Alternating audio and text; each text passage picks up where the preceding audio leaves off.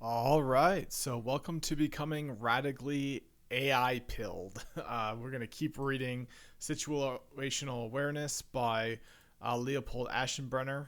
So this is a particular, I'm showing a screenshot here as part of a book review. I'm not going to make a video going through reading out loud word by word the official cert guide because I paid for it. The copyright is such that unless you're just reviewing the book and showing a few examples, you can't read it out loud the same way as some of these other books. And to be honest, some of the other books might not want that either.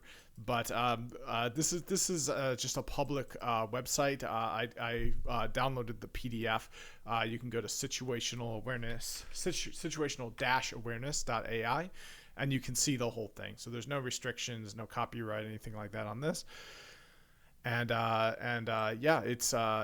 been a doozy so far. There's a lot coming down the pipe soon with AI. The data centers are about to be a multi-trillion-dollar industry, and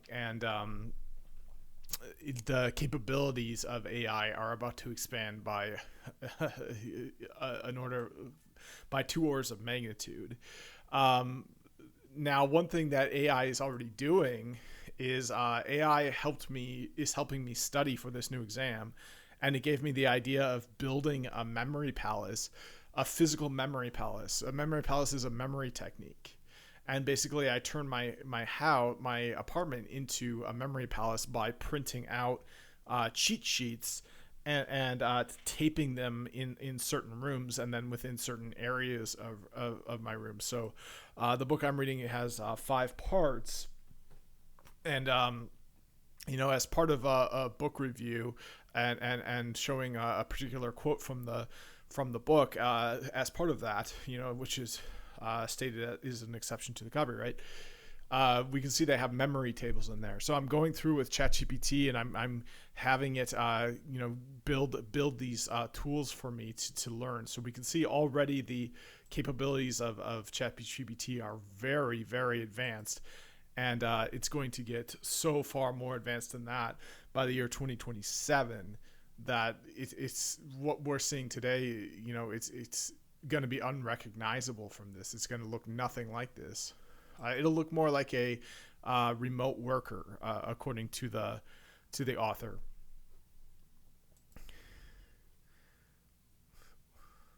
All right,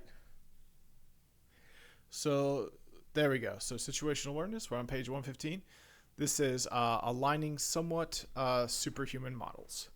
Aligning human level systems won't be enough.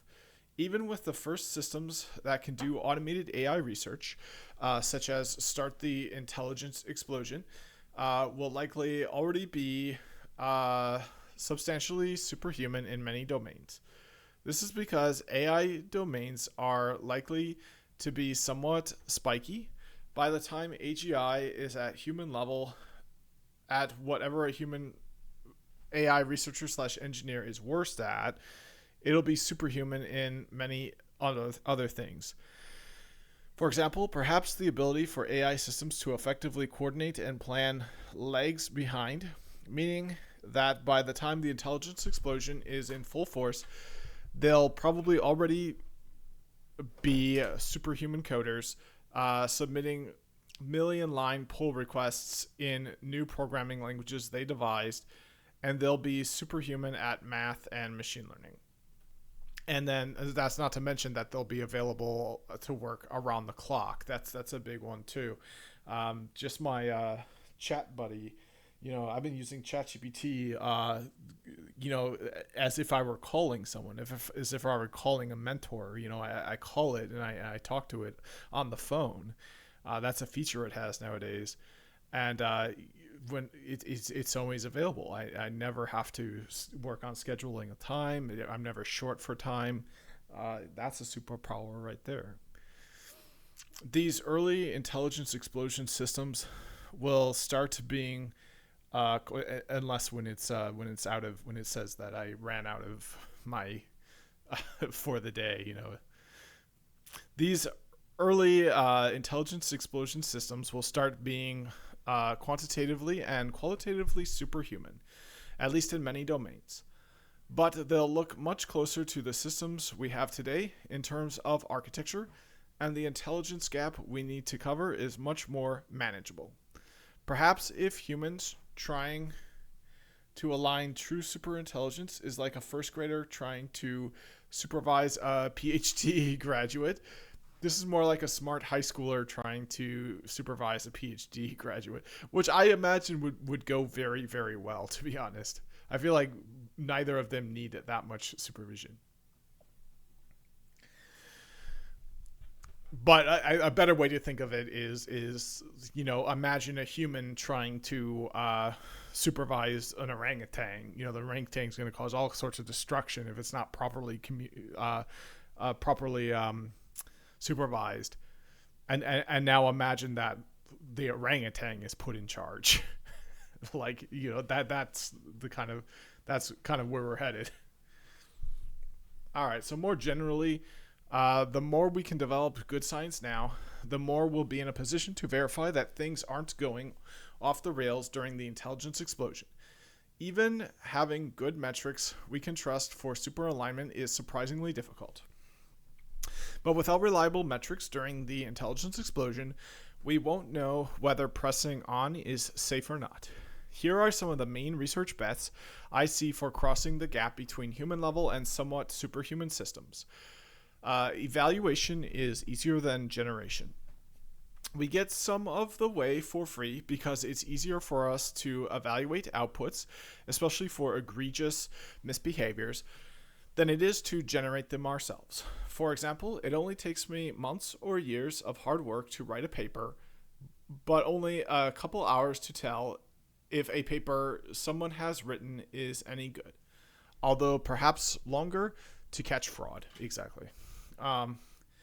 We'll have teams of expert humans spend a lot of time evaluating every, and this is reinforcement learning from human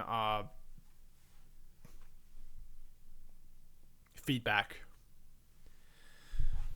Evaluating every RLHF example, and they'll be able to thumbs down a lot of misbehavior, even if the AI system is somewhat smarter than them.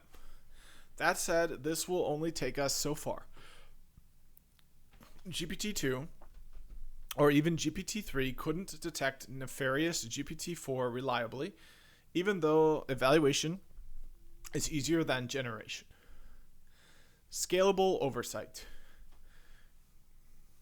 We can use AI assistants to help humans supervise other AI systems, the human AI team being able to extend supervision farther than the human could alone.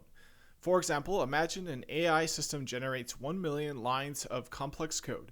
It's easier for a human to double check that a given line of code has a bug if an AI assistant has pointed out that, say, line 394,894 looks fishy, than it is for a human to find that same bug from scratch. And then, you have to decompile it. Usually a lot of terminals can't even display that much. It gets if you were using Vim, you could probably skip around to that pretty without that much problem. But the file size would be large. It's like A model trained to critique the code written by another model could thus help humans supervise a system with narrowly superhuman coding abilities. So yeah, you kind of need to have a team of super AIs working together, or at the very least, like, you need to give it a conscience. You need to instill inherent morals in it somehow. But then, if one of the morals, as I mentioned in the last video, is never break the law, that could be very bad in a society where the law is enacted to do evil. And there's all kinds of examples of that throughout history. There's apartheids. There's, I don't know what there's despotic states. That's the official word where, the law is to kill certain people, like like even in the United States, I mean, there's plenty of examples of that, but for example, the death penalty, should an AI kill people for breaking the law? What is the law? It's just not easy. None of it's easy. Several scalable oversight strategies have been proposed, including debate, market making, recursive reward modeling, and prover verifier games, as well as simplified versions of these ideas, critiques. Oh, ideas like critiques. Oh, so there's a typo in there. Uh-oh. Mr. Valedictorian from Columbia is going to get a B- for all those sloppy typos in his writing. Models are now strong enough that it's possible to empirically test these ideas, making direct progress on scalable oversight. I expect this to help a lot for the qualitatively superhuman part of the problem, such as the aforementioned million lines of code example. But I am less optimistic that scalable oversight techniques can really help for the qualitatively superhuman part of the problem. Imagine the model invents quantum physics when you only understand Newtonian physics. Yeah, so you can't even begin to understand this new field of physics because you don't understand any of the concepts that it is built upon. Generalization. Even with scalable oversight, we won't be able to supervise AI systems on really hard problems, problems beyond human comprehension. However, we can study how will the AI systems generalize from human supervision on easy problems that we do understand and can supervise to behave on the hard problems that we can't understand and can no longer supervise. For example, perhaps supervising a model to be honest in simple cases generalizes benignly to the model just being honest in general, but even in cases where it's doing extremely complicated things, we don't understand. But do we want it to generalize to be honest? Should it tell the Nazis where Anne Frank is? It's not it's not easy. All right, with that, I'll take a pause. I'll be right back. All right, I'm back. I have a few more minutes here, so let's get on it here. Yeah, so let's try to get down to that graphic, and then that'll be it. It's just a short one this time. There's a lot of reasons to be optimistic here. Part of the magic of deep learning is that it often generalizes in benign ways. For example, reinforcement learning from human feedbacking as a concept, with only labels on English examples, also tends to produce good behavior when it's speaking French or Spanish, even if that wasn't part of the training. I'm fairly optimistic that there will both be pretty simple methods that help nudge the model's generalization in our favor, and that we can develop a strong scientific understanding that helps us predict when generalization will work and when it will fail. To a greater extent, that for scalable oversight, the hope is that this will help with alignment even in the qualitatively superhuman case.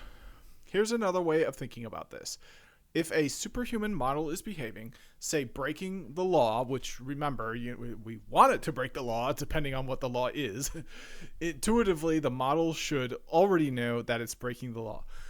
Moreover, is this breaking the law is probably a pretty neutral concept to the model, and it will be salient in the model's representation space.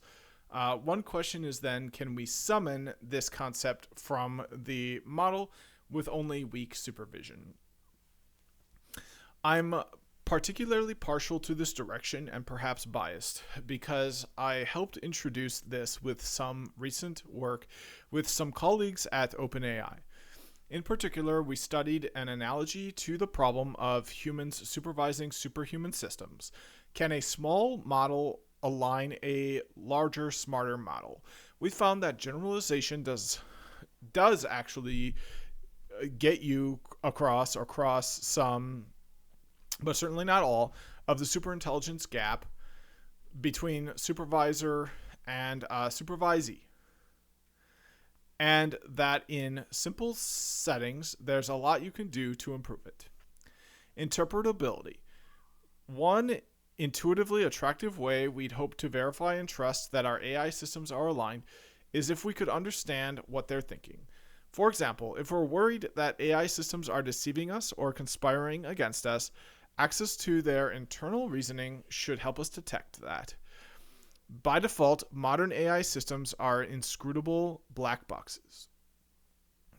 Yeah, so making it not a black box would definitely help with that.